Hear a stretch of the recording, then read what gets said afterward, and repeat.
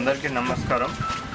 So ఇప్పుడు రానున్న 72 అవర్స్లో, సో 72 గంటలల్లో మనకి చాలా భారీ వర్షాలు పడే ఛాన్సెస్ ఉన్నాయి మెదక్ జిల్లా వ్యాప్తంగా కూడా.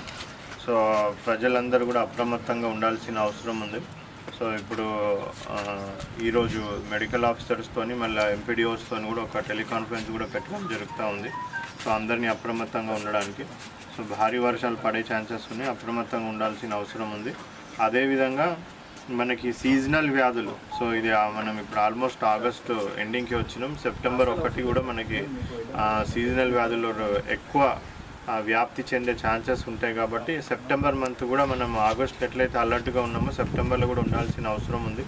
సో ప్రజలందరికీ కూడా మీడియా ముఖంగా విజ్ఞప్తి ఏంటి అనేసి అంటే, సో ఈ సీజనల్ వ్యాధులు మనకు రాకుండా ఉండాలంటే ఎస్పెషల్లీ నీళ్లు నిల్వ ఉండకుండా చూసుకోవాల్సిన బాధ్యత మనందరిది, ప్రభుత్వంది ఒక్కటే కాదు, ప్రతి ఇంటిది కూడా బాధ్యత ఉంటుంది.